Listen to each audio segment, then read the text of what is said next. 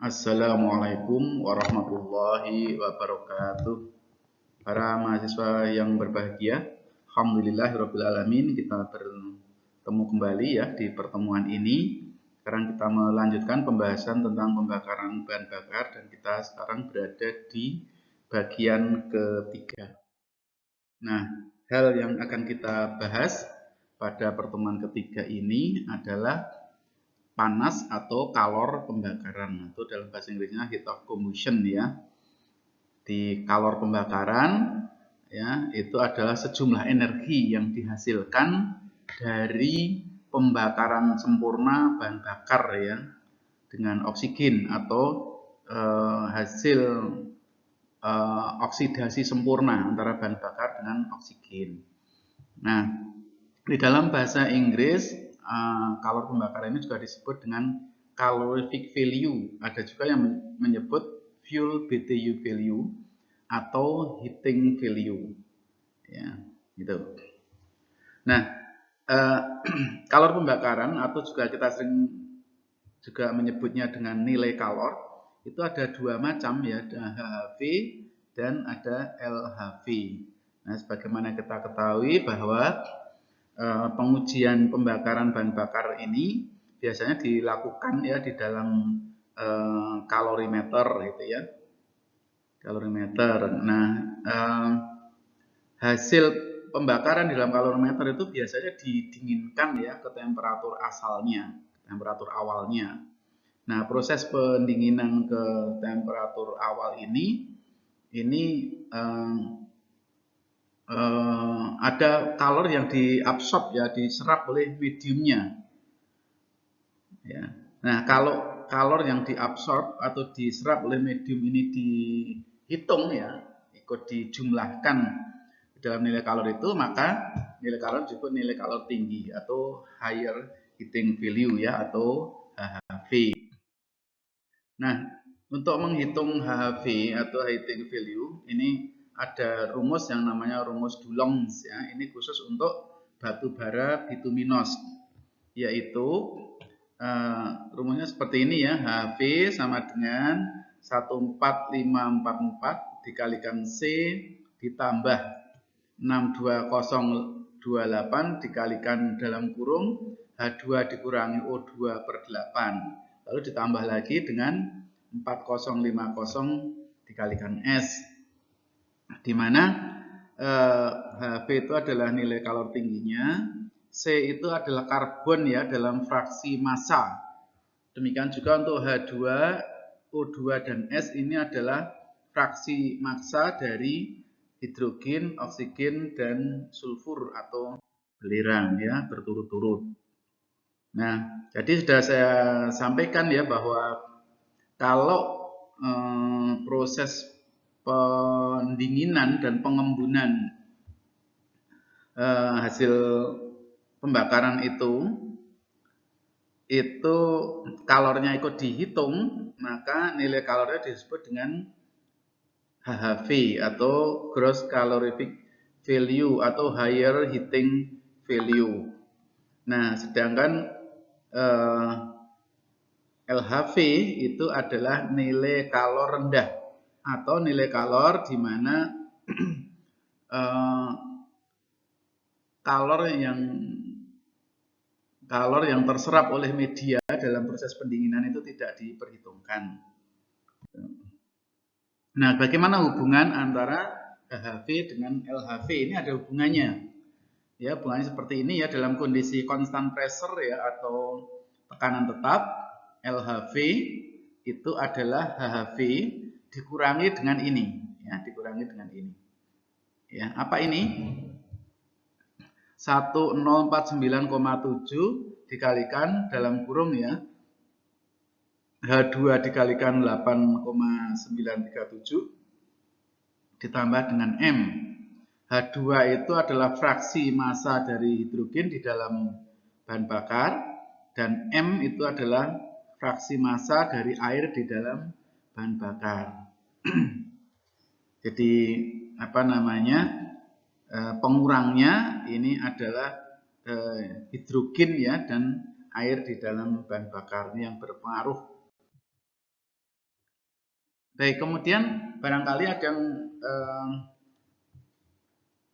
menanyakan, lalu kalau pembakaran bahan bakar itu temperaturnya berapa? Baik, mari kita diskusikan sekarang ya. Kita membahas temperatur bahan bakar. Jadi kita kenal dulu yang namanya temperatur api adiabatik. Di sebelum ke sini saya ingin menyampaikan ya bahwa kalau kita membakar bahan bakar, maka nyala api atau lidah api itu kita sebut dengan flame atau beam ya, atau nyala api. Nah, sedangkan kalau nanti itu sudah padam dan mengalir namanya gas asap atau flue gas. Nah, sekarang apinya itu temperaturnya berapa? Di sini ada temperatur api adiabatik dan ada temperatur api real.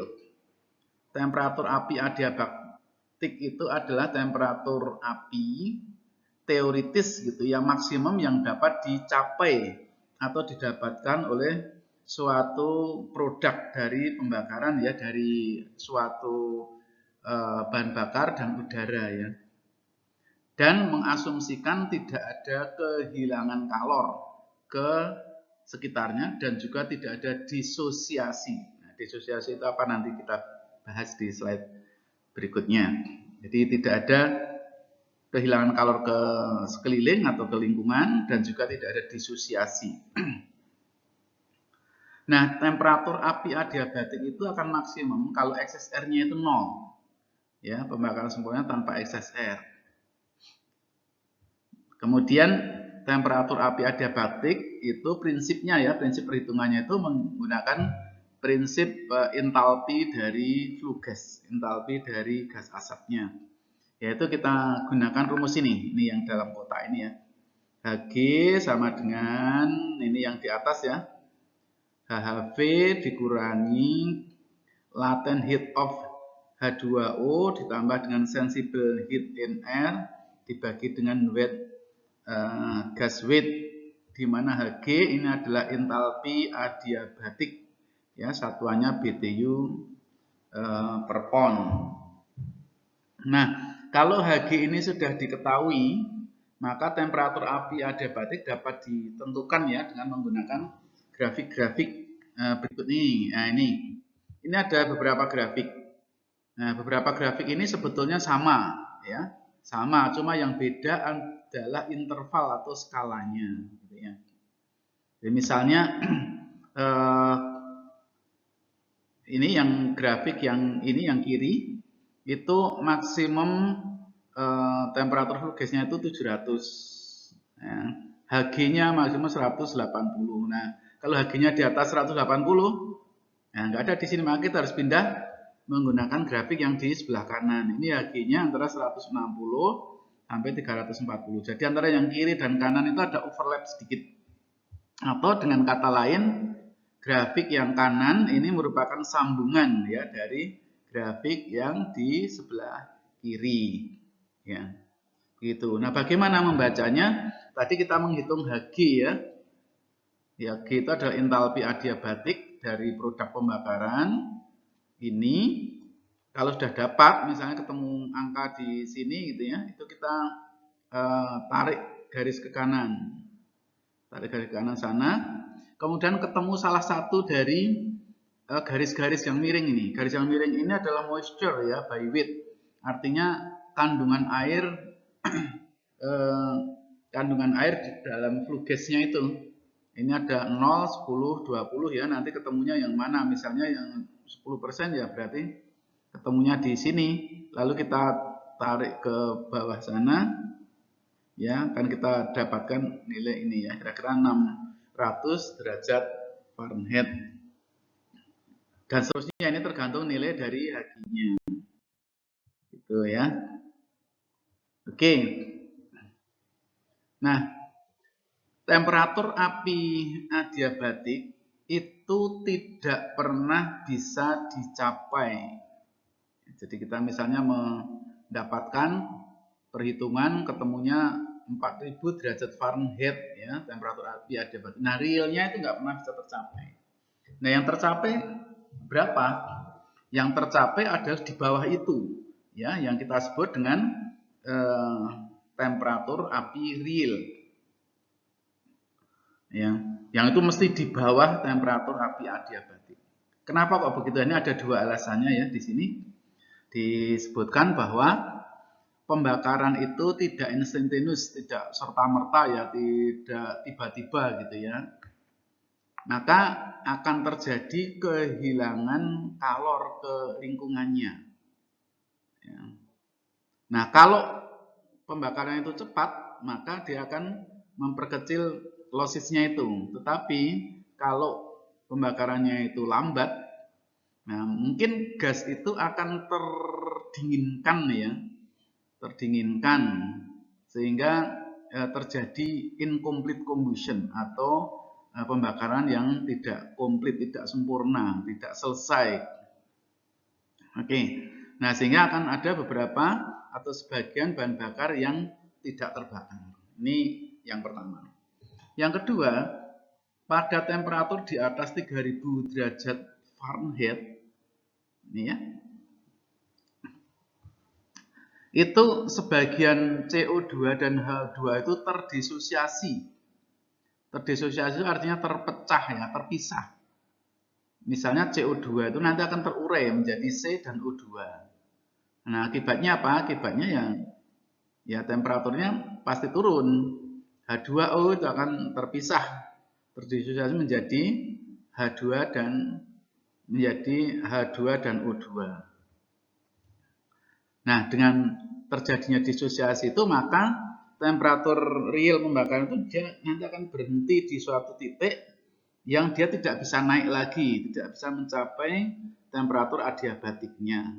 Karena kalau akan naik dia terdisosiasi, terurai lagi, enggak jadi naik ya, kalornya hilang lagi. Lalu setelah terurai lalu bereaksi lagi, menimbulkan panas lagi, naik lagi. Tapi begitu sampai pada titik tertentu itu dia akan terurai lagi. Begitu dan seterusnya. Ini di sini ada beberapa gambaran ya, misalnya pada temperatur 3500 Fahrenheit itu 10% dari CO2 itu akan terurai ya menjadi CO dan O2. Dan dia akan mengabsorb, menyerap kalor ini sekitar ini 4342 BTU setiap pon dari CO yang terbentuk. Nah, itu. Oke. Nah, cara lain untuk memperkirakan temperatur pembakaran adalah dengan trial dan error dengan menggunakan prinsip perbedaan antara entalpi gas asap atau produk dan entalpi bahan bakar itu adalah sama dengan HHV. Jadi entalpinya produk dikurangi entalpi bahan bakar di temperatur awal ya, itu sama dengan nilai HHV-nya. Nah, entalpi bahan bakarnya itu dapat dihitung dengan ini ya, mol CO2 ditambah U plus APV ditambah mol H2O dikalikan U plus APV-nya H2O ya tentunya. Ini mol O2-nya dikalikan ini, mol N2 dikalikan U plus APV. Nah, ini semua dihitung pada temperatur TS, temperatur bahan bakarnya itu ya, misalnya di berapa? Misalnya di 80 derajat Fahrenheit atau berapa gitu ya. Ini ada ini tabelnya. Nah, kemudian HTC ini dihitung dengan ini mol CO2 dikalikan ini pada temperatur TC yang di trial ya, trial pertama berapa itu. Nah, kemudian nanti dimasukkan lagi dimasukkan di persamaan sini apakah selisihnya HTC dan HTS apa selisihnya sama dengan V. Kalau tidak sama ya diulangi lagi gitu ya. Oke, di U plus APV itu adalah entalpi. Nah, ini ada contoh perhitungan yang saya lakukan ya udah lama sekali ini. Ini TS-nya itu diasumsikan 80 derajat Fahrenheit atau 540 derajat Rentgen. Ya, kemudian HTF itu adalah di H temperatur 540 derajat Rentgen, itu dapatkan nilai segini BTU per pon bahan bakar. Lalu kita trial pertama. Trial. Cobalah kita coba dengan 4000 derajat Rankine. Maka kita hitung HTC-nya pada temperatur 4000 derajat Rankine kita dapatkan segini. Lalu kita masukkan persamaan. Ternyata belum sesuai, belum sama ya. Belum sama dengan HV-nya. Kita trial kedua dengan menggunakan 4100 HTC temperatur pembakarannya TC-nya. Maka HTC-nya H4100 ya kita dapatkan segini. Kita masukkan juga belum sama. Nah, tapi karena tidak samanya itu yang satu kelebihan, yang satu kekurangan, sehingga bisa kita interpolasi ya, sehingga TC-nya ini yang benar atau hasil trial error ini, hasil interpolasi ini adalah 4068, sekian derajat Rankine atau 3608 derajat Fahrenheit atau 1986 derajat Celcius gitu ya. Nah, nilai TC ternyata lebih besar dari 3200 derajat Fahrenheit atau 1760 derajat Celcius. Nah, kenapa kita bandingkan dengan itu? Karena tadi ya, kalau di atas itu terjadi disosiasi. Nah, berarti temperatur yang 3000 sekian tadi, hasil kita hitungan sebelumnya tadi itu tidak mungkin tercapai ya, kan terjadi disosiasi, terjadi penguraian gas CO2 dan H2O. Ya, sehingga lalu apa kesimpulannya? Kesimpulannya adalah temperatur pembakaran bahan bakarnya itu tidak 3600 derajat Fahrenheit seketika ya. Kalau 3600 derajat Fahrenheit lah seketika pure gitu kebakar temperatur segitu, habis itu turun gitu. Nah, ternyata itu tidak seperti itu. Tapi hanya 3000. Ini kalau ini ruang bakarnya ya. Di sini 3200 derajat Fahrenheit. Kemudian kalau mau naik temperatur itu terdisosiasi. Ya. Tapi kalau mau turun juga enggak, karena C dan O2 itu kebakar lagi. Ya, sehingga temperatur 3200 derajat Fahrenheit itu bertahan ya sampai pada bagian atas dari ruang bakar ini dalam waktu yang lama gitu ya. Jadi dengan demikian proses pembakaran sesungguhnya tidak berjalan serempak begitu bahan bakar atau gas asap yang dapat terbakar itu berada di ruang bakar ya. Tapi pembakaran berjalan sedikit demi sedikit ya, bertahan pada temperatur 3200 derajat Fahrenheit di jalur yang agak panjang di dalam ruang bakar itu. Terima kasih atas perhatiannya. Kita ketemu lagi di pertemuan berikutnya. Semoga sehat selalu. Assalamualaikum warahmatullahi wabarakatuh.